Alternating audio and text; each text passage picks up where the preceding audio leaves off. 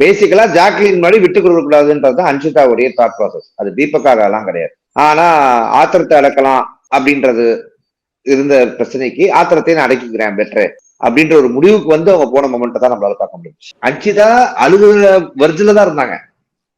நான் உனக்கு கேட்கிறேன், நீ தப்பா எடுத்துக்காத, நீ இது பண்ணிக்காத, உனக்கு ஏதாவது பொசசிவ்னஸா அப்படின்னு அன்ஷிதா எனக்கு எதுவுமே வேணாம் அப்படின்னு ஆயிட்டாங்க.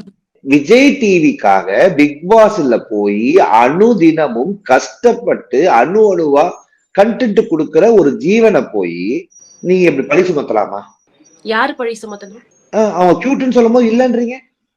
நான் இல்லன்னு சொல்ல சார், உங்களையே கியூட் அப்படின்ற அளவுக்கு இம்ப்ரெஸ் பண்ணிருக்காங்கன்னா அது என்ன? ஆமாங்க. இப்ப அவங்க நீங்க என்ன வேலை பார்த்தாங்க கரெக்டா சொல்லுங்க. காலைல ஓபன் ஆனோம் அன்ஷிதா பக்கத்துல வந்து உட்கார்ந்தாங்க. ஜாக்லினை பத்தி என்ன பேச முடியுமோ பேசுறாங்க.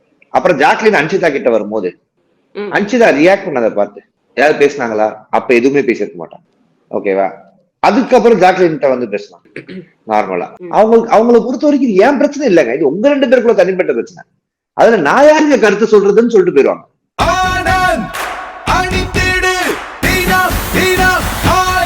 ஆனந்த் ஒரு சுகமான உள்ளாடை.